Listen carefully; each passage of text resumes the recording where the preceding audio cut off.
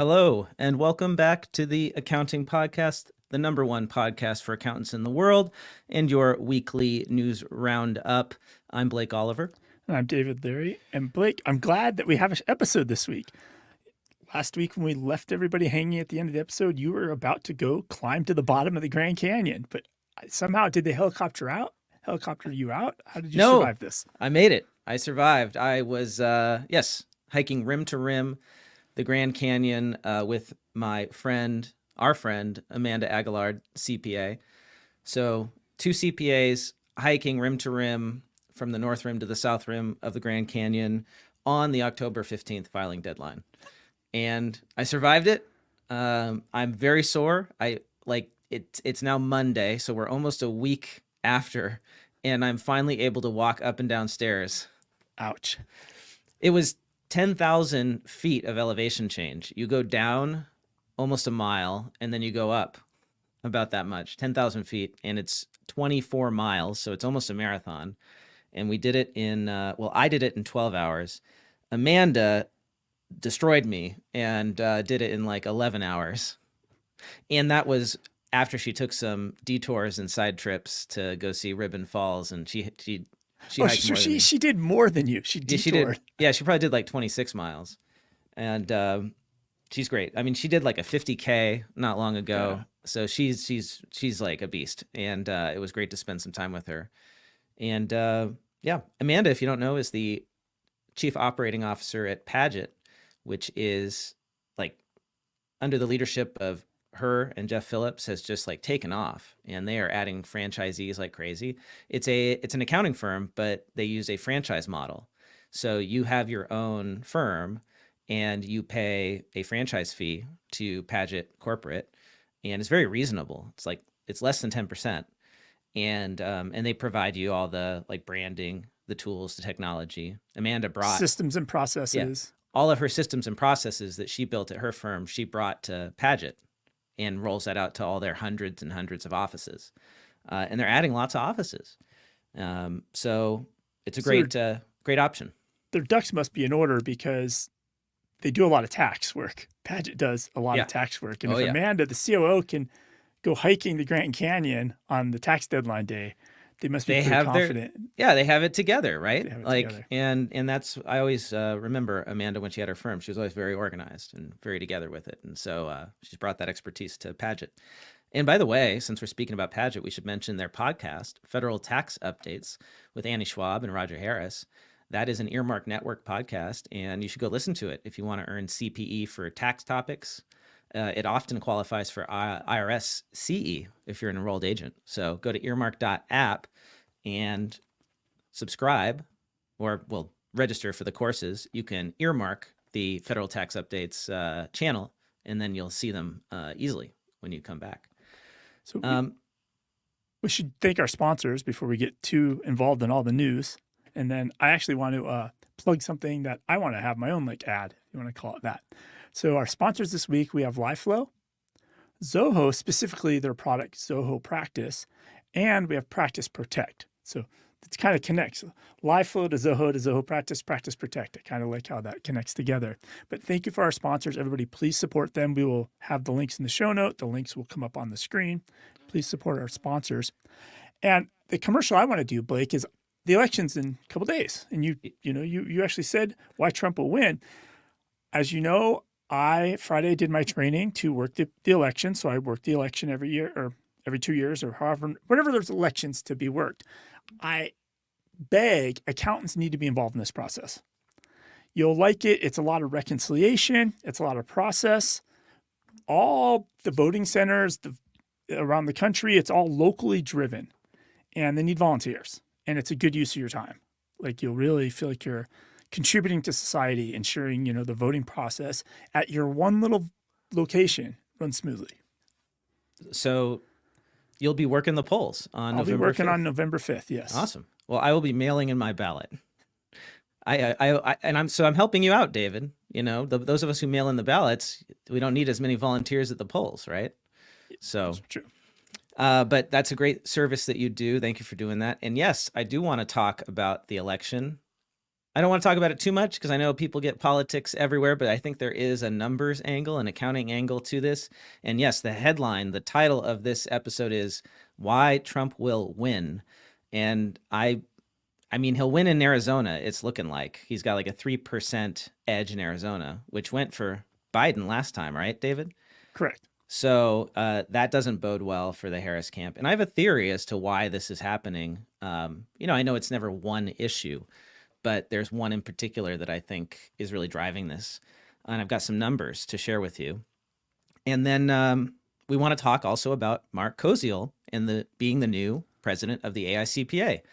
After Barry Melanson's like 30 or 40 years running the AICPA, he's retiring. And the AICPA did a global search and picked Mark Koziel, who we both know and have a friendly relationship with. So maybe we can get him on the show. I want to talk about that decision. We've also got some Intuit news. It looks like they may have backed off from their attacks against tax pros, but we will see about that.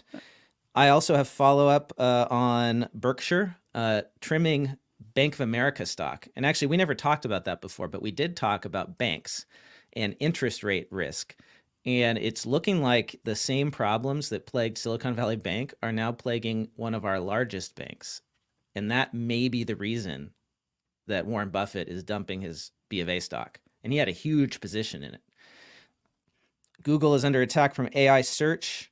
I've got a story about a guy on Reddit who automated his job using AI chatbots. He then deleted the post, which lets you know that it's a real story. Probably coworkers figured out who he was. And this is an accounting related job too. So you want to pay attention to that. And that's, I've got news about Earmark. We raised a seed round. So Congratulations. Well, congratulations to you, David. Let's congratulate ourselves. Well done. Well done. But before I do any of that, I just want to show you some of these photos from the Grand Canyon. If you are on the, if you're on the live stream here, you can see me and Amanda there looking over the South Rim. Now you wore your Earmark shirt. I did. The whole time. Now, is this whole tax deductible now, this trip? I'm going to say it is. I'm not a tax guy, but, we'll see what my tax CPA says about that, right? I took pictures and I posted them on LinkedIn, right? I'm an influencer, right, David? That means I get to deduct all this stuff. There's me at the North Rim. There's a picture of the North Rim. What's crazy is that you can see the canyon there. The canyon goes down and then it gets smaller. And then it's like basically another 3,000 feet down from there. Here's us going down in the dark. It was actually a lot darker than this photo looks. The iPhone night vision, the night camera now is amazing on the iPhone 16. So it makes it look like daytime. There's me over the Colorado River on the suspension bridge. There's me looking sweaty, almost up. I think I'm like 3,000 feet from the top at that point, maybe 2,000. There's Amanda looking very refreshed. This is where she left me. And I crawled to the top and she basically sprinted. She was very nice though. She said, meet me in the pub. I'll have a beer waiting for you. And she did. And the beer was called Bright Angel Trail by Lumberyard Brewing Company. It's a hazy, and it's named after the trail that we just hiked. So that was cool. And there's me finally at the top of the trailhead looking a lot happier than I feel at that moment with my hiking poles in hand. And there's old Teddy Roosevelt grinning there. That's how I felt. So it took me 12 hours, which means I could have gotten at least 12 CPEs with Earmark if I'd been listening to podcasts. And I did listen to an episode of Federal Tax Updates while I was going up there. Good. Yeah. So if you're ever in my neck of the woods and you want to go check out the Grand Canyon, I highly recommend it. This was my first time there in all of my life. So it was pretty amazing. It's you got to go see it. It's a wonder of the world. You get to go back in time like 300 million years, or like a billion years. That thing is the Grand Canyon has been the way it looks now for like hundreds of millions of years. Oh, That's amazing. Okay. Earmark seed round. Earmark, the CPE app that lets you earn continuing education anytime, anywhere. We raised our seed round, and it was really more of a friends and family round because it's people that we know, power users of the Earmark app who've been using it from day one. And we raised $500,000 at a $5 million post-money valuation. So I feel pretty good about that, considering that we've been working on it for 3 years, and we got it to a $5 million valuation. And great. when I had my accounting firm, it took me 5 years to get to $1 million valuation. And that, to me, is proof of the value of the subscription model. So what are we going to do with the money? Well, we're going to pour it into building awesome features for our current users and new users. And I want to do a survey, actually, of all of our current users and listeners to this podcast who use Earmark to earn CPE and listen to other shows. I'm going to send a survey out and ask you what we should build. And here's the great thing. It's not going to be some survey where you have to go and put in numbers and like rank things. I just want you to brain dump whatever you think we should do. And you're going to just hit reply in an email and send it back to me.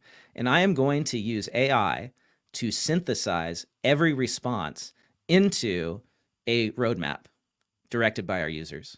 And that will not necessarily become the actual roadmap, but it will be part of it. So we're going to dedicate specific amount of time and resources to building the features that you want to make Earmark better. Very exciting.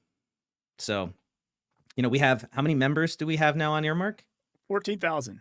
14,000 people have signed up for Earmark, the app. And then like 10% of them become paying individual subscribers. Like the conversion rate is fantastic. I'm so proud of that. I'm so proud of our team. And all the shows that we have on the app make that possible. So I think we're going to be approaching 2,000 courses soon. 2,000 CPEs available on Earmark. It's amazing. We're putting out like 100, up to 100 a month.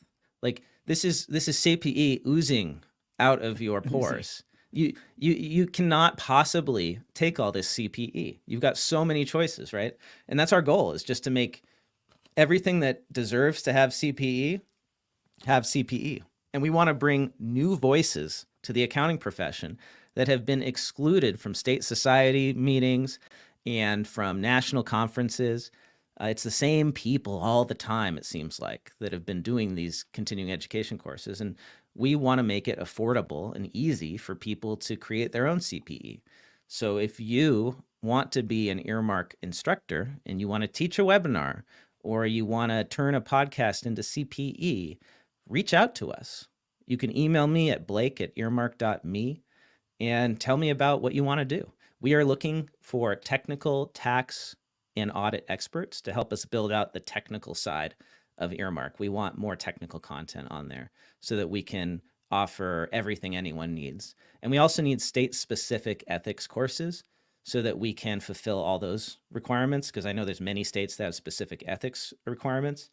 And then also, I've just applied for us to do live CPE, both in-person and webinar-based live CPE. And that's important because there are many states that, crazy enough, restrict how much on-demand CPE you can earn, because somehow on-demand CPE is less valuable than live CPE sitting in a classroom, which I just find ridiculous. But that's the way it is, so we're going to solve it. So, and the other thing to add is we have a platform for you. So if you have knowledge you want to share, you just have to really worry about creating your slide deck and your presentation. We're going to handle everything else. You don't have to think about, oh, do I have to get a webinar software or get this thing, or we will help you do everything. You just need to build the deck, the content. Yeah, you just show up like it's a Zoom call. We use a different platform, but it's the same idea. It's the one we use to record this show. And you just show up and you present, and we do everything else. And we've automated as much as we can, so we make it really as affordable as it can be. And we are, and while we need to make money to cover our production costs, our goal is to bring new voices in. So we basically have like a scholarship program. So if you've never, had the opportunity to offer CPE, or you want to reach new audiences, contact us. We can help you get on a webinar on a complimentary basis if you fit, the profile for that. So please do reach out. And thank you to our live stream viewers. Rowan says, why don't CPAs unionize, seeing there are so many awful problems that could be solved by unionizing? I've often wondered this myself, Rowan. And my theory is that the CPAs in public accounting come and go so quickly that there's no opportunity to organize them. It's sort of built into the business model. And the partners definitely don't want the staff organizing, right? So you take the best and your brightest and you pull them into the partner group, or you get them to drink the Kool-Aid and stick around, right? And then everybody else leaves, and so there's really no union. The only union that we have is the AICPA, but the AICPA tends to represent the interests of the senior partners at firms who have the equity. Like, that's who the AICPA represents. They pay the bills for the AICPA, right? They're the ones who have representation at the AICPA, what do you call it? The council, the governing body of the AICPA. Those are the ones on the board. It's the really high up people at these firms. And like, you never see any of the actual doers at the staff or the manager level represented. So that's why they don't advocate for these problems. Heather says the Earmark CPE webinar delivery platform is the best in the world. Thank you. Thank you so much. Sean Smith says unions can be as much of an issue as they fix. Yeah, sure. I mean, you can have good unions, you can have bad unions, right? But I think what's important is that we have some organization advocating for average CPAs. And tell me what organization that is right now. Can you think of one? I can't. Other than our podcast, perhaps. But the AICPA finally is saying wages should be higher. They released a report with the National Association of State Auditors, Comptrollers, and Treasurers, NASACT. And the report is basically saying that governments, state and local governments, should be fostering internships and mentorships and financial incentives for CPAs. What does that mean? Government roles. What does that mean, financial incentives for CPAs? Like paying firms to pay CPAs more? Well, the governments. So the government should be paying CPAs more to employ them. It's pushing on the legislative bodies to increase wages for these positions in municipal roles. But like, government wages are always lower than private company wages. If you want to raise wages for accountants, the way to do it is at accounting firms. Right? Get the accounting firms to pay people more, but they're not saying for accounting firms to pay people more, are they? Well, this is specific to just governmental accounting topics. And sorry, who issued jobs. This? What is this? This is the AICPA. Right. And the National Association of State Auditors, Comptrollers, and Treasurers. Okay, great. So the AICPA has no problem telling local governments to pay accountants more. But when was the last time they ever told public accounting firms to pay accountants more? True. I just thought this was an example of, like, I had this news story, like, they're making the effort. It's the first time we've seen them say it at all. Right. But it's just totally the wrong approach. Like, it's not going to accomplish anything, in my opinion. So why don't we talk about, do we talk about why Trump will win, or do we talk about Mark Koziel first? I feel like why Trump will win is a little more interesting. Yeah, jump on that. I'm wondering this theory. You have not discussed it with me. So, David, we've discussed this in the past. How would you say that you lean politically? I'm a registered independent. Okay. So I'm flip flop between the two. There's some policies. So how have you voted? How have you voted in recent elections? Like, are you voting Democrat all the time for president? Do you ever vote for a Republican? I haven't voted for Republican. Yes. Who was that? I've also voted for Ralph Nader once in the Gore-Bush one. You voted for Nader? Oh, crap. I only to find out my vote did not count. I got an official letter. What Republican did you vote for president? You got to remember.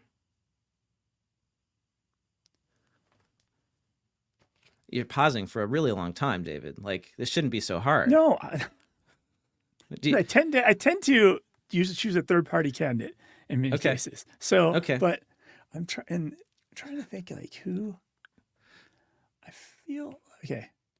See. All right. Well, you're catching me off guard. I should have wrote these. All right. down. Well, tell you what, you can think about it while we thank our first sponsor of the episode, and it's LiveFlow. It's LiveFlow. All right. Thank you so much, LiveFlow, for sponsoring this episode. Let's see if I can log in so that I can read this ad. Here we go. Are you a QuickBooks fan, or do you prefer Xero? Well, I've got some exciting news for you. LiveFlow now syncs QuickBooks and Xero to Google Sheets and Excel. You might already know that LiveFlow has been a game changer for thousands of accountants and their clients, automating financial reporting from QuickBooks Online to Google Sheets. But if you were an Excel user or on Xero, you were kind of left out until now. Now you can use LiveFlow to connect Google Sheets to QuickBooks Online, link Microsoft Excel to QuickBooks Online, sync Google Sheets with Xero, and even connect Microsoft Excel to Xero. And here's something that'll blow your mind. You can create consolidated reports for clients who have one entity on QuickBooks Online and another on Xero. LiveFlow can speak to both at the same time, and your reports and custom dashboards automatically sync in real time. So whether you're Team Google Sheets, Excel, QuickBooks, or Xero, or any combination, and you're ready to take your financial reporting to the next level and to get 25% off your first 3 months, that's 25% off your first 3 months, head over to accountingpodcast.promo/liveflow. That is accountingpodcast.promo/LIVEFLOW. Did you remember, David? I just went and looked at all the results. I don't think I voted for a Republican president. Okay, so you're an independent, but you lean left. That's what I wanted to know. Is that fair, David? Yeah, I can't agree with Republicans because of social issues, but at the same time, I can't be Democrat because I don't think they can run things very well. Yeah. That's where I fall. And that tends to be my feeling as well, right? It's the old, socially liberal, conservative economically, right? And we're kind of screwed as a group when it comes to the political parties because we have to make these tough choices. And so I voted, I did not vote for Trump in the last election. I was a never Trumper Republican, and I'm a registered Republican. But it's like I did vote for Bush back in the day, right? And I have this choice now, right? What am I going to do? Am I going to vote for Trump or am I going to vote for Harris? And I'm in Arizona, so I actually kind of maybe make a difference, although it's starting to look like it's not going to. But let's just pretend, right? And so I've started actually tuning in now. Like most Americans, I don't pay attention that much to what's going on politically until maybe like a month before. I'm a procrastinator, right? And so now I have to make a choice. And I've been listening to J.D. Vance on some of his podcast interviews, and I find him fascinating. I listened to him on the New York Times podcast. And first of all, he's like an amazing speaker. So eloquent. And maybe that's one of the problems I have with Trump is that I can't actually listen to him speak because so much just doesn't make sense. It doesn't come out right. Maybe he knows what he's saying in his head, but when he says it, it doesn't come out right. But J.D. Vance is the opposite. What he says is just so smart. He's obviously very intelligent. And so it's actually maybe kind of pay attention to the policies that he's talking about on these shows. And one issue in particular that he talked about at length on the New York Times podcast is immigration. And would you agree that immigration, David, is the number one issue on the Republican side this year? Is there a bigger issue? It's the biggest issue, I think, they're arguing this year for the Republicans. Right. It's the issue. And it's probably the Democrats and the Biden administration and Harris's biggest weakness is immigration because they don't have a good answer for it, right? And the numbers are really shocking. And that's why I want to talk about this today, because we are a show about accounting, and accounting is about numbers. And so much of the political discussion just ignores any actual numbers. And so the solutions end up being stuff that will just not work, practically speaking. But Vance talks about these numbers with immigration. And then I went and I did my own research and to fact check it, right? And it's really actually kind of crazy what has happened with this country when it comes to immigration. And I think perhaps the reason that Arizona has shifted so much is because of that, because we're a border state. So it affects us the most, along with, states like Texas, right? So the numbers paint a picture that is not good for the Democrats, because what have we seen happen over the last few years is that the Democrats keep losing working class, non-college educated voters. They are breaking big for Trump, and even more for Trump this time. Why is that, David? Well, it's because, based on my research, they are the people who are most affected economically by unmitigated immigration, by an effectively open border policy, which is what we have in this country.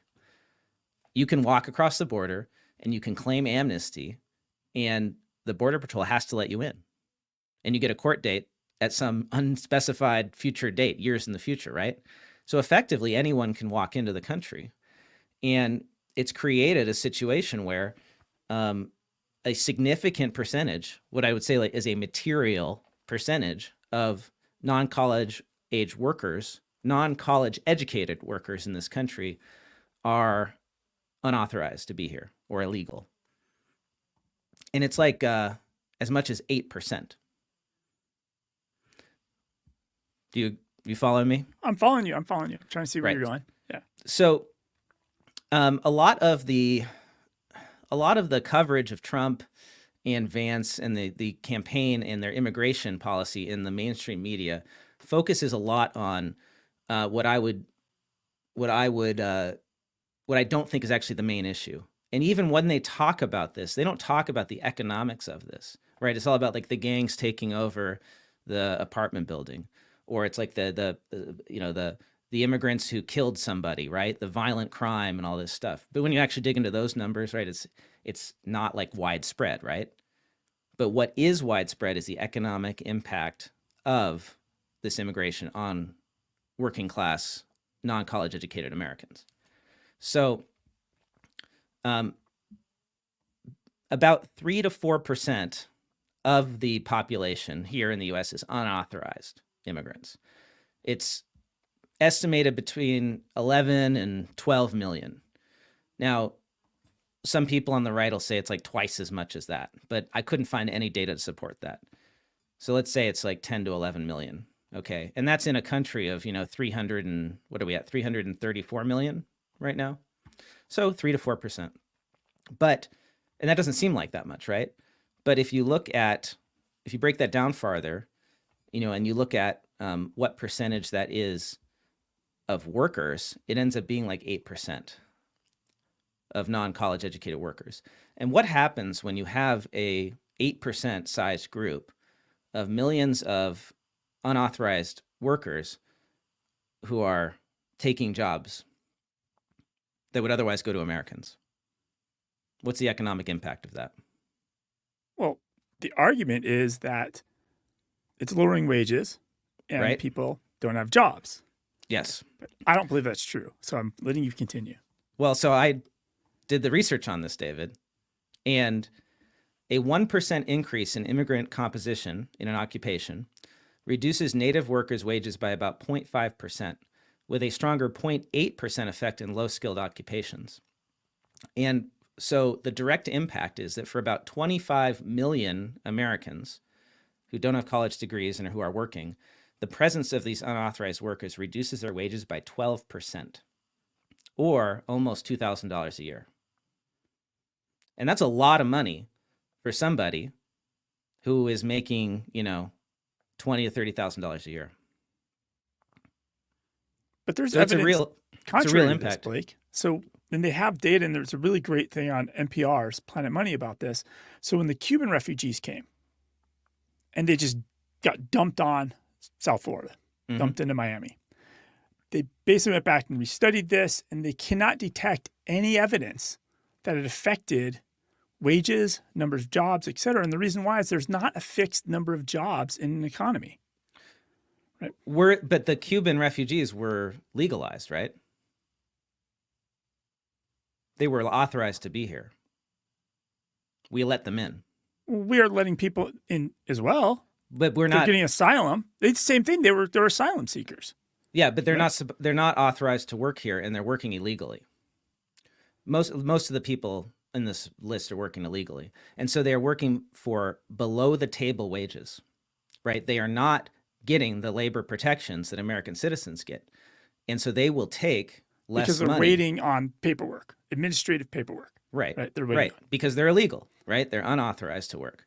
And so they are driving down the wages of Americans.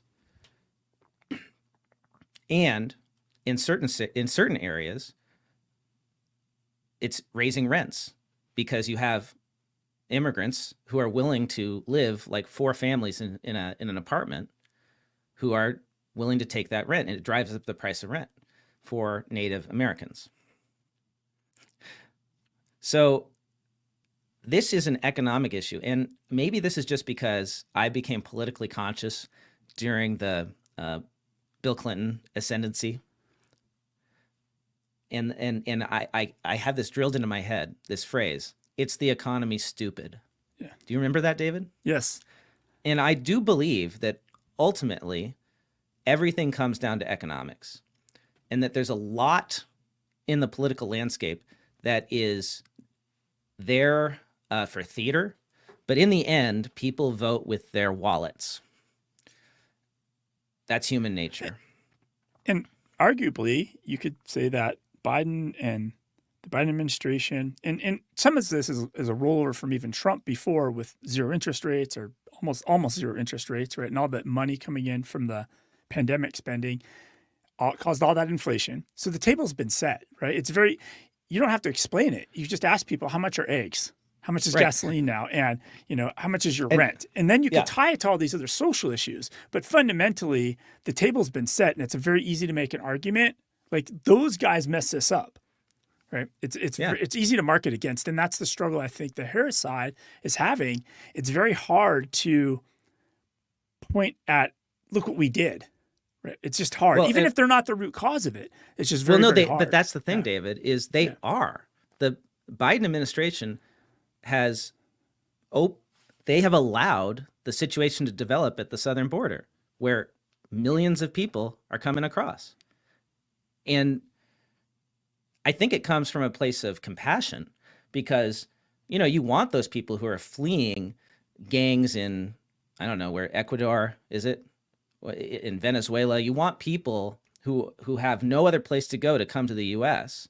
And that's something that, has always been a Democratic platform, is compassion, right? But in order to do that, because we don't have judges at the border to make these decisions, we are just letting anyone in. So this has been a conscious choice, a conscious policy choice by the Biden administration. And I think it will cause them to lose the election. Oh, regardless of my opinion on it or your opinion on it, yes, they are, from a PR standpoint, they're and that's playing what the card politics the right way. is. Yes, ultimately, yeah, they are playing it the right way. Right. So, this is going to be why, if Trump wins, which it's looking like he will, this is going to be why. And you go back to, and it's funny. This hasn't been always the party's position. Like, Obama deported like 1 million people a year or something crazy, and like, for some reason that was okay. I just don't get it. Like, they really have done it to themselves. The incumbent president has a huge advantage. It's like having you have the high ground in a battle. Anybody who's trying to take a presidency from you has to fight an uphill battle. So it's yours to lose. And if Biden and if Harris loses, it's basically because of Biden's policies. Yeah. And her inability to distinguish herself from him, which is pretty hard to do when you only have been in the race for a few months. So a couple weeks. Yeah. So and this is the problem too, is like, look, I'm not placing all the blame at the Democrats' feet, because it's Trump has killed any legislation in Congress that would solve this problem, like any compromise, because the Trump campaign knows this is a winning political issue for them. So they are forcing Biden and Harris to decide to close the border or to keep it open, because they know if it stays open, that every single month that more people come in, and working Americans see their communities changing and see it getting harder to get jobs, and seeing their wages stay stagnant and lower, and inflation goes up, they're going to win. And so Biden made a big mistake. If I was Biden, and my only option really would be to close the border, lock it down. And that sucks because all these people who really legitimately do have asylum claims, you're just gonna have to turn them away and make them stay in Mexico or something. But like, I don't understand, like, sometimes you have to make tough choices as a politician. So I think that's why he's gonna lose. And that's why Trump will win. And probably why J.D. Vance will be our next president. And I don't know, because I feel like as citizens, and I look at our country, and we go these waves, like, all right, we'll let these guys give it a chance. And then they kind of mess up. Like, all right, let's try these guys. And we just keep, all right, let's put the Republicans back in again. All right, let's put the Democrats back in. It just constantly goes like this. So, and the pendulum swings because neither side actually accomplishes anything well. And so Americans are like, yeah, let's give these guys a chance again. And that's how you really think about the pattern we've seen over the last 40 years. And this goes back to that deep state stuff, right? Who's really running everything? It's the people that have had the same position for 40 years in government positions. Yeah, it's the bureaucrats, regardless of who the president is, ultimately. It doesn't really matter. And here's why I'm starting to sympathize, right, with the Trump campaign, is that what do we deal with constantly, David, in our role as CPE sponsors? Bureaucracy. Unaccountable bureaucrats. Yep. The deep state, right? It's NASBA. It's the AICPA. It's these career people running associations and running NASBA's an association too, right? Running state, like all these people at the national level are so disconnected from reality on the ground that they make incredibly bad policy decisions. So the way that AICPA and NASBA have resisted the change of the 150-hour rule, I think that's equivalent to the Democrats at the national level failing to understand what is happening at the southern border because they are not there and they have not gone there, right? Wasn't there that whole talking point about how the border czar never went to the border? I think so. But yeah.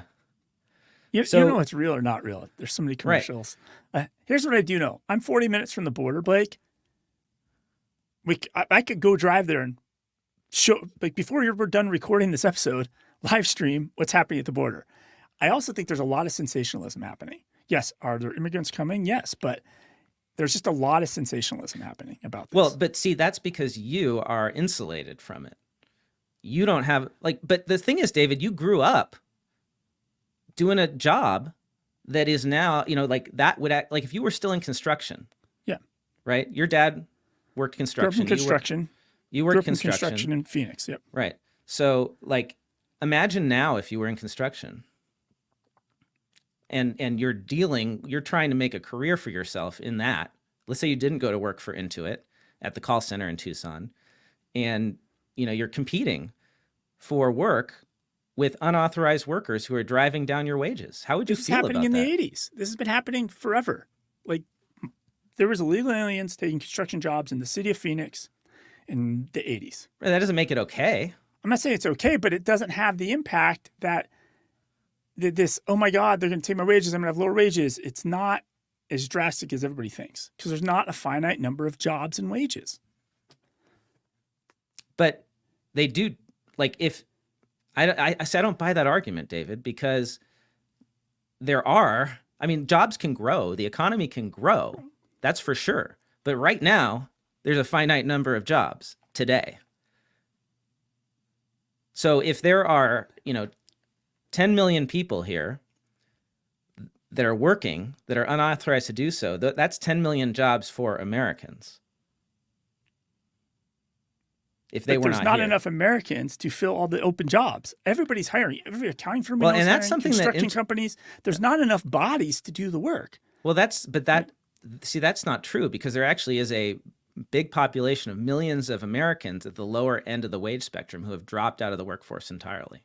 So J.D. Vance's argument is that if we reduce the number of unauthorized workers here, that we would get those people back to work. And those people are not in the unemployment numbers because the unemployment number only counts people who are actively looking. If you've dropped out of the workforce, you are not included. And he's like, there's 7 million people that have dropped out of the workforce. But why? because wages they are cannot low? because they cannot make enough money with their educational attainment, not having gone to college, to make it worth their while. And so he's saying, if you got rid of the unauthorized workers that are driving down wages, those people would go back to work. And they would go back to work because employers would have to recruit them. They would have no other choice. Right now, employers have choices. They can go hire unauthorized workers, and they don't have to go get the Americans. We'll see. I So don't know. I don't know if I agree well, with and this that. is why That's you're possible. voting Democrat, David, is because to you this isn't a real issue, but to like 70% of it's something like 70% of non-college educated Americans are But you going had for that Trump. last week, that graph, right? Of Yeah, the- it's huge. no, it's So that's why. And whether or not it doesn't really matter if it's true, if people believe it in politics. yes. But what I'm saying is fully I did the research, and there is a significant element of truth to this story. And that's what makes it a strong political argument, is because there is truth to it. Now, not all of it, but the root of it is economic, is my theory. Well, I think you combine it with, hey, you're not getting paid enough because of immigrants, and eggs are too expensive, and they won't drill the oil to get lower gas prices. It all adds up. It all Right. adds up, and all that messaging and marketing is much better than the other marketing that's happening, right? I think the other mistake that the Democrats have made is they have assumed for a long time that people of color will simply support the Democratic Party because that's what's happened in the past. And that like people who are legal immigrants here will support the Democratic Party. But what we're seeing is that many legal immigrants are supporting Trump this time. And I think that's because they're here legally and they don't want more unauthorized workers coming and competing. It's not a racial thing. It's an economic thing. And the Democrats totally missed that sitting in Washington. They don't get it. As America becomes more of a melting pot and people have like biracial identities and very complex identities, it doesn't boil down to like, I'm black, I'm going to vote Democrat. Or and then like they've been losing the Hispanic vote big time. How does that make any sense, right? If it's not an economic thing. Well, and I still insist the reason Trump lost this his second term was the economy. It was the Trump Tax and Jobs Act, because he took away that on the coast. He tried to punish those coastal cities that hate him, Right. with the high wages and very expensive property values, and he changed the economics of owning a house. Like once your house is over so much, you don't get that tax deduction for your People did interest. not like that. Did not like that. I didn't like that. Those That people sucked. moved. They moved to Colorado and Georgia and Phoenix. And That was one of me. Yeah, and I it turned was the me. election. It turned Yeah. the election, and it was because of economics. And Yeah. yes, it's like it goes back to, like you said, we were young and very influential. It's the economy stupid, and it's happening again. Yeah. So I have a tie-in here on this to accounting, but I want to read our second ad I'm before we do that. I'm So pulling that up right now. thank you to Zoho Practice for sponsoring. David, you want to read this one? Yeah. You want to put up the banner? I will do that. Introducing Zoho Practice, the all-in-one practice management platform built to streamline accounting firm operations. Zoho Practice saves you time chasing clients by automating reminders and requests. You get the documents you need and the clarifications you need when you need them. Staff and clients stay connected through a centralized communication hub to resolve accounting queries faster. Seamless timesheets and billing translate billable hours into invoices with just a few clicks. And robust document management means no more digging through piles of paper to find what you need.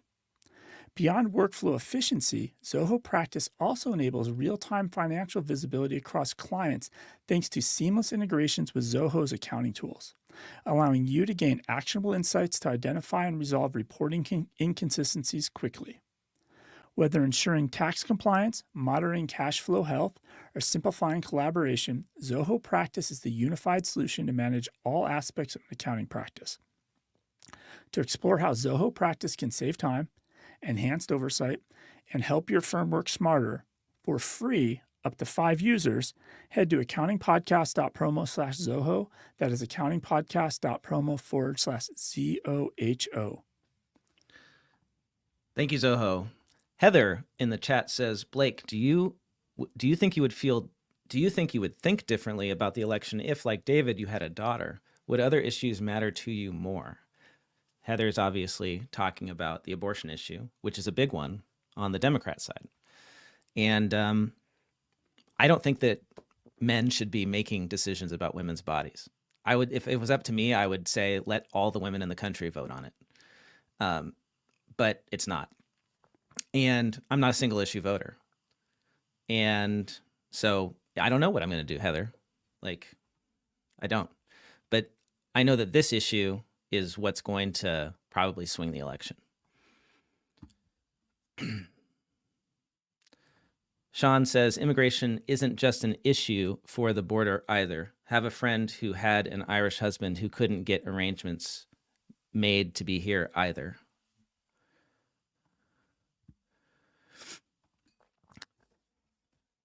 Andrew, tell me what I'm wrong about. Andrew says, wow, completely wrong. I want to hear. So that's why Trump will win. Now, what the heck does this have to do with accounting? And what does it have to do about the AICPA and Mark Koziel, the new AICPA president? Because we've been talking about two presidents, President Trump, 3 presidents, President Trump, President Biden, and President Koziel. Well, what is suppressing wages in the accounting profession, David? You could argue jobs going overseas, possibly. You could make that argument. CPAs getting hired in India and the Philippines. And I would agree with you. Offshoring. The number one thing that is suppressing U.S. wages for CPAs and accountants is offshoring to other countries. The Big Four are doing it big time. And it's basically the accounting equivalent of unrestricted borders, because you can offshore an American job to India or to the Philippines, and nobody's going to stop you from doing that. So basically, in accounting, we have an open borders policy. And you can see what happens with the wages of average CPAs. The CPA salary, the average CPA salary, has not changed meaningfully when adjusted for inflation in like 20 or 30 years, and it has even declined. And that is because any increase in wages is offset by the offshoring of jobs. So, David, it's the same thing that's happening. It's the same thing economically, is that like the unfiltered immigration or unrestricted immigration or unrestricted offshoring is the release valve. Whenever wages go up, offshore some jobs, they come down. Do you buy that argument? Arguably, that is not just in accounting, but moving jobs to other countries and moving jobs overseas across the board. Manufacturing in this country is really the way the wages are down. And the jobs don't exist. It's not because people are coming here taking them. It's the jobs have been moved in many cases, which Trump's argument about the tariffs. He wants to punish companies for doing this now. Right? Yeah. So let's talk about the politics at the AICPA and Mark Koziel, the new incoming AICPA president. So the AICPA actively supports the offshoring of American jobs overseas.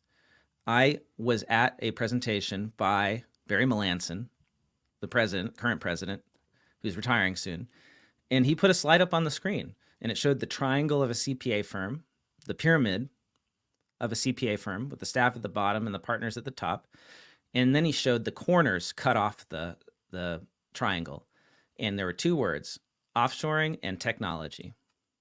And the AICPA teaches firms how to offshore and how to implement technology in order to avoid hiring staff.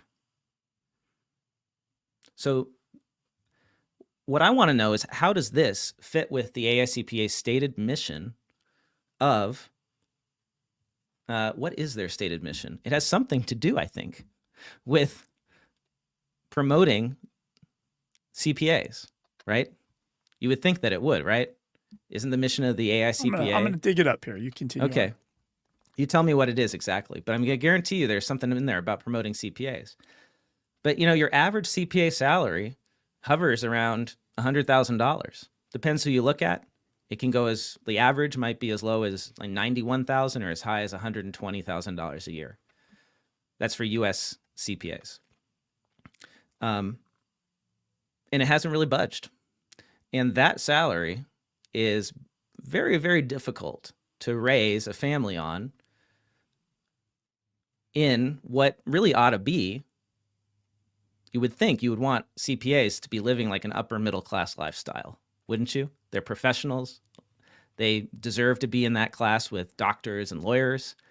And in fact, the AICPA has said for years and years, the whole reason that we have the 150-hour rule is to elevate the profession, to have similar educational requirements as the medical and legal fields. But CPAs don't make nearly as much money as doctors and lawyers, far less. And so my question to Mark Koziel is, what are you going to do as the new president of the AICPA to raise wages of average CPAs? What concrete actions are you going to take to do this, given that firms just seem to be offshoring the jobs in order to avoid having to do this to raise wages? If we want to attract, go for it. What'd you say? Right. And this could explain about the outsourcing. The AICPA's mission is powering the success of global businesses, CPAs, CGMAs, and specialty credentials by providing the most relevant knowledge, resources, and advocacy, protecting the evolving public interest. So they're about growing global businesses. Right. That's the number first one. thing. That's the number first one. thing. That's global. And you know who that is? The global businesses? It's the giant consulting firms that are the big four. That's what that is. It's interesting that CPAs aren't first on that list. I think it's very telling, actually. So I want to know, you know, from Mark, and I say this as a friend, Mark Koziel. I mean, we don't know each other that well, but we've met and we've been friendly. And I would love to have you on the show, Mark. And let's talk about what the AICPA is going to do in concrete terms to advocate for average CPAs, not the managing partners at these firms that pay the AICPA dues, but the CPAs who are your members. The hundreds of thousands of CPAs who are your members. And I think actually a lot more people would become members if they felt like the AICPA was advocating for them. So, David, you want to tell us a little bit about Mark Koziel? Do you know anything? I know Mark is from Buffalo and he's a Bills fan. So I'm really hoping at the end of every webinar, interview, video, you know, the AICPA town hall, he gives a little go Bills and a thumbs up. It would be beautiful. It would be kind of his calling card on each of those. But he currently is the president and CEO of, well, not anymore, I guess. He was the president and CEO of, is it Allineal? Say this. Allineal. Allineal Global. The second largest accounting association. So he has experience doing this. And I think prior to that, he was already at the AICPA. I think prior to that for years. He's been top 10 of Accounting Today's most 100 influential people. He's also been named to the International Accounting Bulletin's Global Accounting Power List. He started at an accounting firm in Buffalo, New York. But outside of that, he's somebody that's been in the profession, right? And that's leading, other accountants. As far as I know, he's well liked. People respect him. He's a little younger. I think he helped drive some of the early social and so the influencer stuff early on with the AICPA. So in short, Mark Koziel is an AICPA insider. He left for a few years to go run Allineal. Yes, but he was at AICPA for how long? I'll go to his LinkedIn. It's like 17 years, I think, right? So he spent his whole career at the AICPA. So the AICPA had an opportunity to find somebody new with a new perspective. And they really just brought in Barry Melanson's number 2, who, Mark, I've heard from folks who know about this that he only left because he was supposed to be, he was the heir apparent and Barry wouldn't retire. So then he left and went to a lineal. So basically, it's like a promotion from Yeah, he was there within. 14 years before that. Okay. So basically a promotion from within. So I don't know. I guess I'm not that hopeful that things will change, given that it's basically the same old, same old. I have a note here I wrote to myself. I'm shocked, but not shocked that the 2 new leaders at both AICPA and NASBA are white men. Like for all the lip service these organizations give to diversity initiatives, et cetera, I'm actually, but like, you know what I mean? I'm shocked that in 2024, they still put white men in charge, but at the same time, I'm not shocked at all, right? Well, and so I really want to get a photo of this, David, because I think this would like sort of paint the picture for everyone. If you go to AICPA's headquarters in New York, yes, there's a wall of portraits of all of the past AICPA presidents for like 100 years. Some and of them are painted. They're all paintings. Some of them, the old ones, there's paintings. And it's all dudes that look exactly like Barry Melanson and Mark Koziel. Yeah, they had a real opportunity here that they missed to do that. Maybe just change the picture a little bit. So I was curious what like Mark's positions are on any of this stuff in the profession that we've talked about. And he was on a podcast recently. He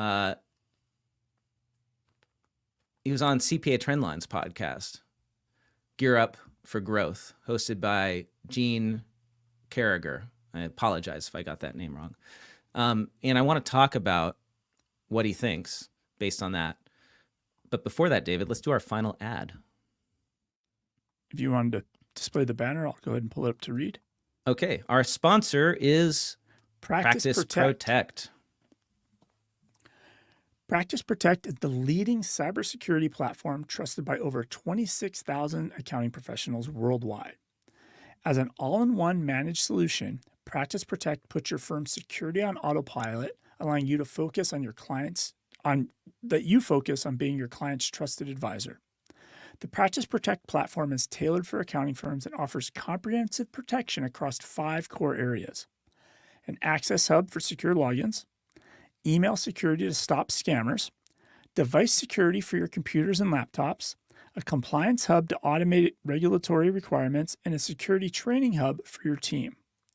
With Practice Protect, you'll enjoy enterprise-grade security standards, integration with over 6,000 accounting applications, and features like one-click lockout and IP location control.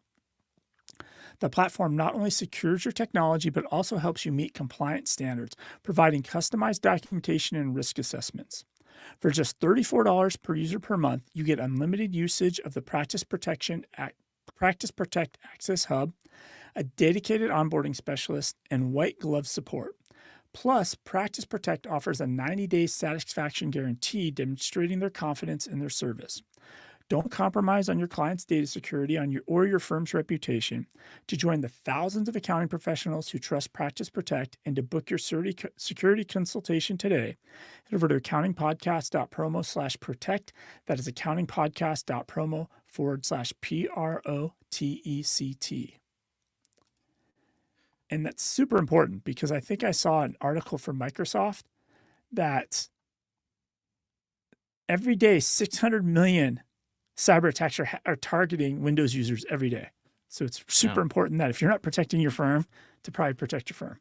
Or you could just buy Macs. But if you can't do that, use Practice Protect.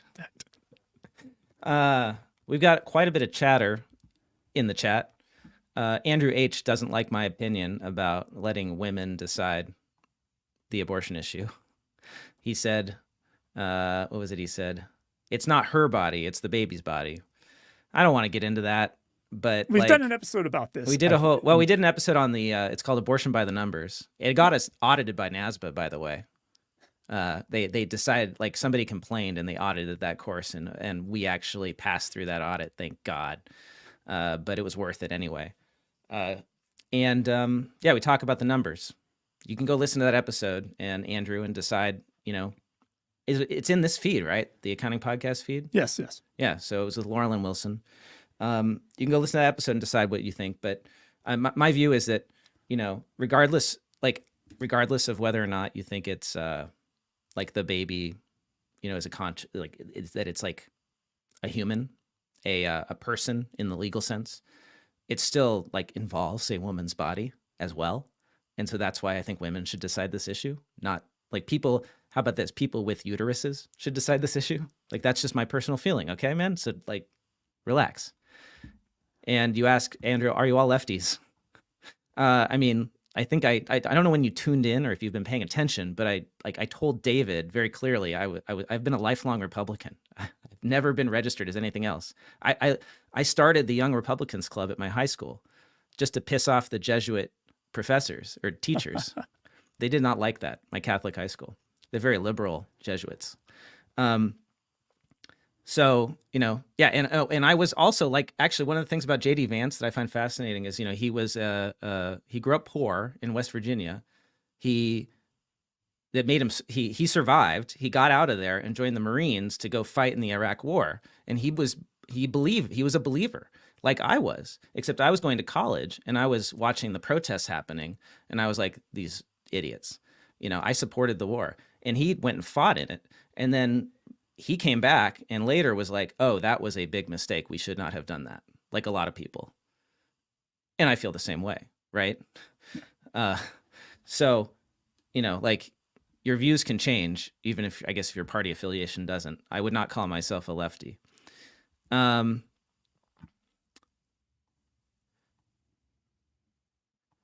Higya Dig says, I want to meet the American construction worker who chooses to not work because of illegal competition, but actually needs to work and would join the workforce if the border was closed. I don't think it's as simple as that. I think that due to wage suppression, especially in like very poor areas, you might find a lot of people who like just give up and just like sit around and do nothing all day because they feel like there's no good jobs for them. And maybe you should go to some of those places and meet some of those people, because I guarantee you they exist because they're in the data. And Baja Immigrante says, an argument against offshoring of CPAs might be the quality and professionalism lost by going abroad. Yeah, actually, that's my biggest concern with the offshoring, is that like nobody seems to think the quality is better. And what do we have is a big problem with audit quality in this profession, and we're sending all the audit jobs overseas to people who are disconnected from the companies they're auditing. Like, I don't think that's a recipe for good audits. Yeah, good point there. And Andrew says, in quick, do you see tariffs helping the economy? No, I do not. No. Based on my knowledge of economics, tariffs are horrible economic policy, and both parties have supported them and continued them. So it's not a Democrat or Republican thing. Like, Biden has continued the Trump tariffs, and Harris said she would too. And they're just really dumb because it's a tax on the consumer. It's like we pay it in the form of higher prices at the store. China doesn't pay those tariffs. It's the importer who pays the tariffs. So like, people who think that tariffs are good for the economy are really dumb. And like, it's just, they're wrong on that. And that's one of the reasons things are more expensive at Walmart, because of that. Yeah, it's more expensive actually, or smaller or teenier. It's the last thing you want to do in an inflationary environment is put in tariffs, because it just causes massive inflation of consumer goods. And I have no problem fighting anyone on that. I'll prove you wrong all day long. Okay, so what was I going to say about the AICPA? Oh, this is funny. This is something to take us out. So, I was going to talk about what Mark Koziel is like his biggest position. Yeah. So and we should also cover the Intuit backpedaling, because I think that story is going to be, after this week's, probably not going to be a story anymore. But we should. Okay, we'll get to that. Okay, so here's what I wanted. My takeaway from Mark Koziel's interview on the CPA Trendlines podcast is basically his biggest position seems to be that the traditional partnership model is dying. It's no longer effective. And this is what he was saying at Allineal, is that these firms have to transition away from the partnership model to a corporate model of governance. And that's really the main thing that he talks about. But my question is, how does this impact your average CPA? The ones who are not partners, the ones who are working in the firms. Is this going to be good for them? Is this going to be bad for them? He talks about the value of ESOPs, employee stock ownership plans. I would advocate for making more CPAs owners in firms, like getting rid of this idea of having separate equity class people and giving everyone equity in the firm. That would be definitely more egalitarian, right? Yeah. So It's very communist of you, Blake. well, Employees it's called incentive compensation, Yes, David. yes, It's yes, been yes. used extremely effectively in the United States. Like, it's one of the things that we No, do that they don't it's do great. elsewhere in the world. Yeah. And that's why our economy is crushing it. I want to talk about this on the next episode, but The Economist just did a great series that my dad pointed me to about the US economy. We are blowing everyone out of the water. It's insane. American worker productivity since the 1990s has gone up 70%. And in like other countries like Great Britain, Canada, and Japan, it's like half that. It's been like that forever.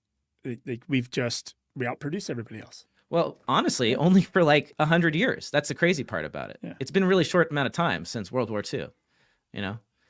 So, okay, that's what I got. David, you want to talk about Intuit? Yeah. So Intuit, I have two stories. They're all PR related ultimately, right? Okay, so first, I want to catch everyone up to speed. Yes. If you haven't heard this, go listen to our last few episodes.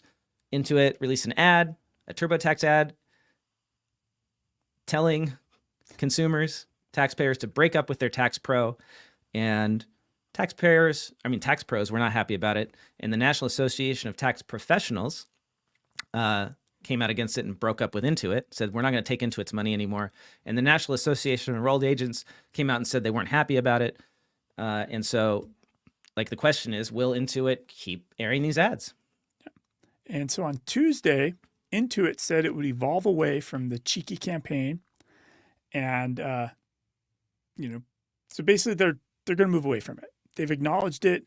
The balls are in motion, though. Those ads are everywhere. Right. And I think even a listener emailed us, and I think I've seen it. There's like online ads as well, like banner ads. Like that's the problem with an ad campaign. Like somebody can do it. You're sticking this everywhere, and now you got to reel it back in, which is very, very hard.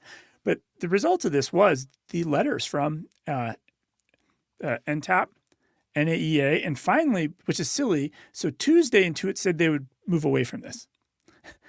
On Thursday, 2 days later, the AICPA finally jumped on the bandwagon and themselves criticized the campaign. Oh, they did? They finally did? Like after there was no risk associated with it, right? Yes. That's after hilarious.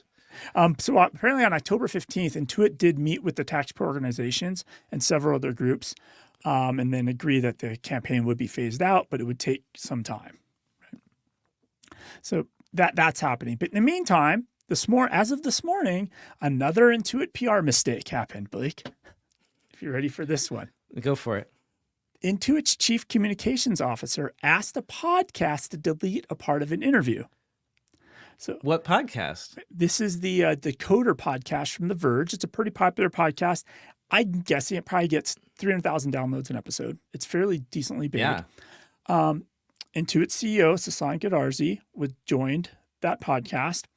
And the host, it's Nilay Patel, pushed some of Sasan's buttons on, the typical stories, big tax prep, Intuit lobbying money, the U.S. government just sending out a tax return automatically, the typical Intuit TurboTax discussions that are out there. Well, the chief communications officer at Intuit sent an email to the host saying the line of questioning and the host's tone was inappropriate. This is the problem of being alive. I can't agree. Say the word. It's egregious. Egregious. Jeez, it's hard. Like you see the words and it just won't come out. Disappointing, and demanded that they delete the entire section of that recording. I missed this. What was the part that was so offensive? The discussion back and forth about big tax prep. The typical accusations of Intuit. They're lobbying money. Who was interviewed? The CEO, Sasan. Oh, Sasan. So The Verge had Sasan on their podcast and challenged him about TurboTax. The typical TurboTax accusations. The lobbying, shadow marketing and all the other stuff, right? The typical stuff. Yeah. But that's not the real story, right? The real The- story is the PR comes back and wants this part deleted. And I listened to it. It really wasn't noteworthy. But because Intuit's PR or communications chief went to ask for it to be deleted, it opened the door, and now that becomes the news. So, of course, instead of the episode being a title like the other Verge episodes, like how Sasan Goodarzi is turning into a $20 billion revenue company, the title of the episode that got released this morning is Intuit asked us to delete part of this decoder episode. And of course, it's on a Reddit thread this morning as well now. And they took the part they wanted removed and edited it to the front of the episode and framed up how they were asked to delete it. So Intuit turned a non-story into a PR mess again. And this hasn't even gotten full legs yet. Like, how does this keep happening under Sasan's leadership? He needs to have all the comms people and PR people into it go read the Clue Chain Manifesto. They don't even have to read the whole book. I mean, just read the 96 thesis. I mean, you're blaming the PR team, but maybe this was Sasan's mistake. Like, maybe he didn't like the interview and he told his person to go tell them to take it down. That's true. The buck has to stop somewhere, right? Yeah. But these keep happening. These PR blunders continue to happen under Sasan's leadership over and over again. At some point, a board, shareholders are not going to be happy about this. Yeah. It's getting old, actually. I have been fact-checked by Erica. Thank you, Erica, for correcting me. J.D. Vance is from Kentucky, not West Virginia. My apologies to the states of Kentucky and West Virginia. And J.D. Vance. I guess my point was he's from an area that was very economically disadvantaged. He had a very difficult upbringing. Appalachia, right? Yeah, Appalachia. And I guess both of those states are part of it. That's my really bad West Coast geography. And I know we've ran long, but there was one more story I think you wanted to touch on. Oh, I mean, I've got like so many, David. But one of them you teased. Which one was it? Another AICPA one? Was it Berkshire? Berkshire, that's the one, the Bank of America. Okay, so this is actually pretty simple, hopefully brief. So we've been talking about, I mean, we did big coverage of the Silicon Valley Bank collapse. Like, that was a big deal. It affected a lot of accountants, doing CAS, doing outsourced accounting for startups. Like, it was a huge disaster. And that all boiled down to this concept of interest rate risk. Silicon Valley Bank loaded up on tons of really cheap government bonds when money was free, right? Like, the interest rate's really low. They bought all these bonds. The interest rate's really low. But then interest rates start going up. And what happens if you own a bond that pays like 2% and interest rates go up to 5 or 6%? Nobody wants that 2% bond anymore, right? So it loses a ton of value. And Silicon Valley Bank created a bank run by it wasn't, they didn't create the bank run. The venture capitalists did. But basically what happened is Silicon Valley Bank had all these unrealized losses on their balance sheet, and they decided to finally realize them. And they did it in a really bad PR way, which then caused some venture capitalists to go out and say, Silicon Valley Bank is undercapitalized, go sell, get out of Silicon Valley Bank. And that created a run on the bank because everybody knew everybody and they all started doing it. And then the FDIC had to come in and save the bank. And there was that question as to whether or not depositors would actually get more than $250,000. So like there was a chance if you had millions there, you could lose all of it, right? Or almost all of it. Wait, I'm getting corrected again. Vance is not from Kentucky. His grandparents he's from Ohio. Okay, I don't know what is true anymore. This is the problem of the election. This chat thread summarizes what is happening in this country. And yeah. He's from Middletown, Ohio. All right. Great. Get your facts straight, Blake. And his parents are from Appalachia. Yeah. All right. Well, I didn't listen. Like, that wasn't really a big part of the podcast I listened to. So Bess says there's nothing Kentucky about that dude except he used to spend summers there. Okay. There you go. So back to bank balance sheets. Warren Buffett made news because he has been dumping his Bank of America stock that Berkshire holds. Berkshire bought a bunch of it and sold down below 10%. So now it doesn't have to be reported as to how much they own. And B of A, to counter the decline in their stock price, did a stock buyback, which pushed Berkshire back up above 10%, and then Berkshire sold again. So like Warren Buffett is not a fan of Bank of America right now, which is obvious because his whole investment philosophy is if you like the business, you hold and you hold and you hold and you hold and you hold forever, like a crypto bro, right? Yeah. And so what is going on with Bank of America? Why is Berkshire selling? Why is Warren Buffett no longer in love with B of A? And it all comes down to really the same issues, it sounds like, as at Silicon Valley Bank.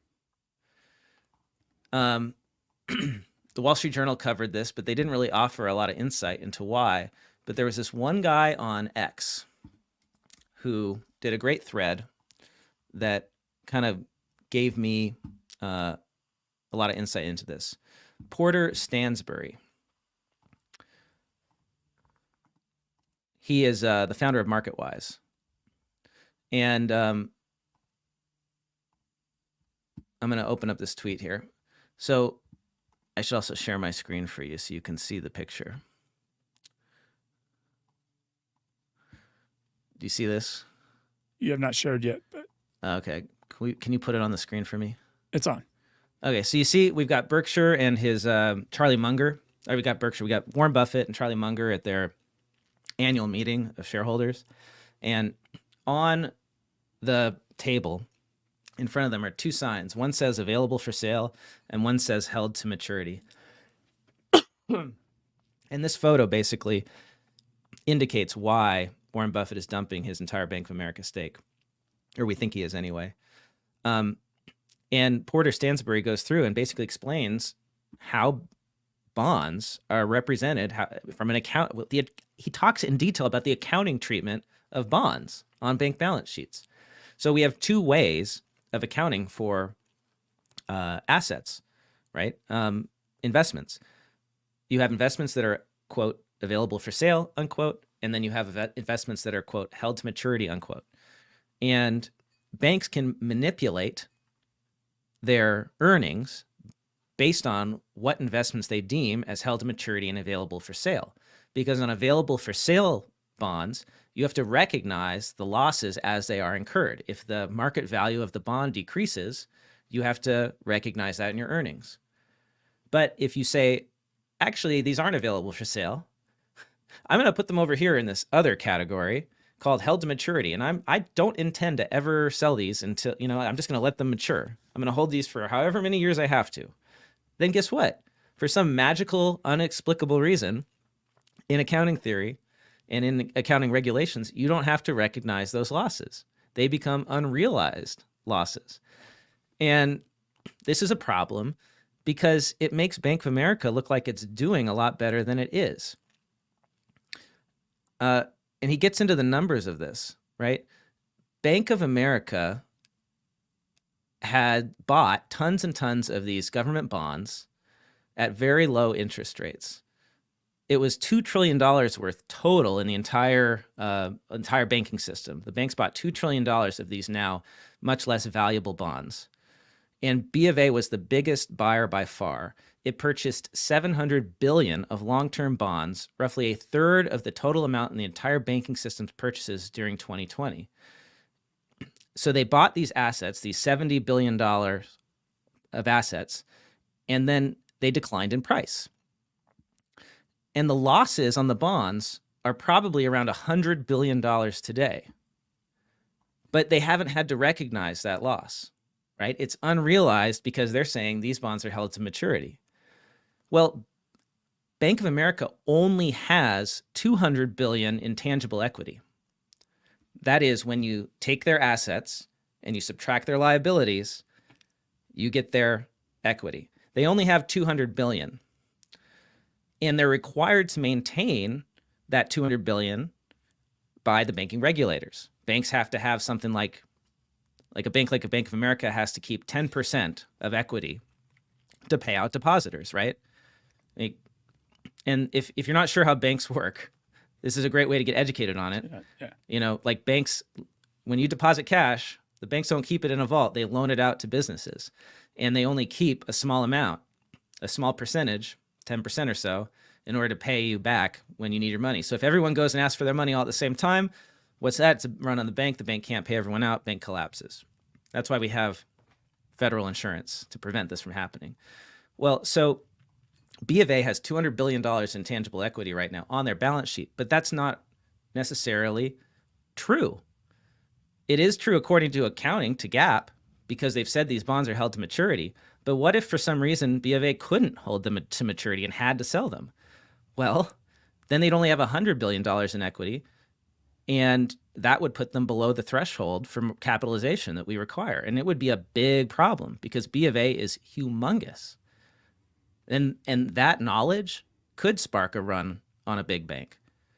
And that is something that would be very difficult for the federal government to rescue. Like, that would cost a lot of money. Silicon Valley Bank was tiny compared to B of A. So anyway, it's all related. And the thing that worries me is that the banking system is so fragile, and it's based on these accounting rules that are not transparent. And so the markets, in the major mainstream coverage of this whole sale of Berkshire's stake, nobody else said this. It was only on X that I saw this. So the mainstream media is missing this stuff. Why? Because it's really complex. It's hidden. It's in the footnotes of the financial statements. Same thing with Silicon Valley Bank, right? And all of a sudden, people see it, they freak out, and then there's a run. And that's how you get a recession. And I've said it on the show before a few times. I said, if there is another recession, the next one is going to be most likely because of a banking crisis caused by the accounting treatment on bank balance sheets. And yeah, so as Beth says, B of A is quote unquote broke according to proper, what I would consider proper accounting theory. They're broke. Like, why should you be allowed to just deem a security in your computer system as held to maturity or available for sale? Like, that's a completely arbitrary decision that management can just switch back and forth. I mean, you can't switch back and forth willy-nilly, but it makes it possible to manipulate your earnings in this way. And it's a little bit the hypocrisy, right? So they can do it on their books, but they're also, for the real estate loans and the real estate notes that they're holding, they push on those debt, the people that owe them the money, the real estate developers, yeah, right, to constantly readjust and then pay off more of the loan back. It's kind of interesting that what they apply to their customers, they don't apply to themselves. Yeah. So it's not necessarily they're broke, Bess. It's like they're undercapitalized, probably by $100 billion. And that's something that the FDIC or the regulator, I don't know who regulates them, should address. But they didn't do it with Silicon Valley Bank, and I don't know if they're going to do it with B of A. If they don't do it with B of A and this gets worse, we will have a problem. So if I were Warren Buffett, yeah, I'd be dumping my B of A stock, because what's going to have to happen is that the feds are going to intervene eventually. Like, I pray to God they do, and they're going to make B of A raise capital, and that'll dilute the current shareholders. So Buffett is smart to sell now. He sees what's coming. Sees the writing.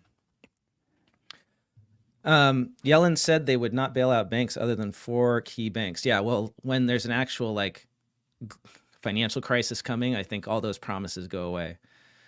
But they are one of the 4 key banks. Bank of America is one of the 4. It's Chase, Citigroup, Wells Fargo, Citigroup. Is B of A in the top group?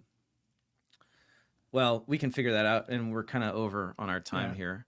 Hey, David, I got one more thing for you before we go. You said that Intuit is backing off of this campaign. Did you say that? Yeah, supposedly backing off. I don't think that's true. Not, at least, maybe they stopped airing the ad, but that's very convenient because it's already past the October 15th deadline. But one of our listeners shared this email with me. our listener said, this is from Lee, look what appeared at 8 a.m. So they did not suspend their campaign, but doubled down, doubled down on it. And then it's an email that says, Intuit TurboTax Full Service, whatever you paid your tax pro last year, we'll beat it. Don't overpay your tax pro. Let TurboTax Full Service experts do your taxes and save money. I saw that ad as well. I just don't know what website it was on, but I imagine it's because I went to the other website. It's probably one of those. I went to the Breakup Tax website, and I've been cookied. And then when I go to other websites, they show me that ad. But yeah, it's not going away because you think you could just turn off these online ads. Yeah. So one thing I want to say before we go out is, like, how would I address this problem with banking? These unrealized losses and this interest rate risk and all this stuff is I would simply change accounting standards to create more transparency and allow for less manipulation of earnings. Manipulation of earnings is the biggest problem we have with accounting.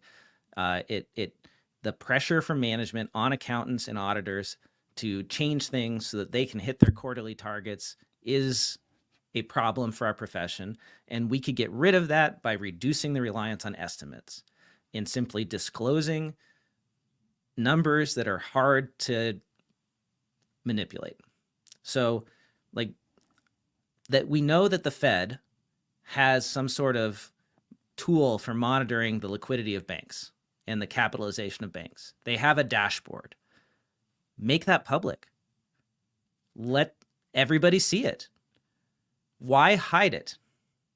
The problem is that you hide it, the regulators don't act, and then the public finds out eventually. And that's what creates bank runs. That's my solution for you. Thanks everyone who joined us live and sticking with us through this almost hour and a half episode this week. We're turning into like, talk radio, David. I might have to do this for like 3 hours a day. Oh boy. I did a, I spoke to a student group at the University of Northeastern Illinois. They invited me to speak, and like I didn't have anything to say, like prepared. And I looked at my watch after I started talking with them, and it was like an hour and 20 minutes later. I'm getting good at this. Well, there's just a lot. There's just so much to talk about. Yeah. So go get your free CPE credit. If you listen to us for this long, you can get a free CPE with the Earmark app. Go to earmark.app, create your free account. You get one a week for free. And if you want to support us in our mission of making continuing education easy, good, something you can do anytime, anywhere, subscribe for $150 a year. You get 2,000 hours of CPE that you can do on your phone, and support our work to bring awareness of the problems of the accounting profession to the people who are leading it. It works. We are making a difference. State society leaders listen to this show. People on boards of accountancy have emailed me saying they listen to this show. And I know that people at NASBA and the AICPA listen to this show. We know that. Even if they're afraid to say it, there's many of them who do. So we are making a difference. And thank you to all our live stream viewers who join us on YouTube. You can follow us on YouTube and tell us what you think live. It's so much fun. Ever since we did this, I look forward to this every week, even more than I did before. Not that I don't love you, David, and love talking with you, but it's fun when our listeners chime in as well. And by the time this episode goes out, we will probably not talk to each other as far as like you, the audience, until after Intuit Connect. So if you're at Intuit Connect, we're going to be there next week already. Oh yeah. I'm really looking forward to that. That's going to be so much fun. So David, are you going to ask Sasan the hard questions that causes Intuit to tell us to delete our episode? Well, I do expect to go into the weeds more and come out with a nice understanding of the Intuit Enterprise Suite. Yeah. Because I did attend a webinar last week, and let's just say I'm not super impressed, but we'll hold off my opinions till I see even more. All right. Looking forward to that, and I'll see you next week, David, in person. See everyone at Intuit Connect. Bye, y'all.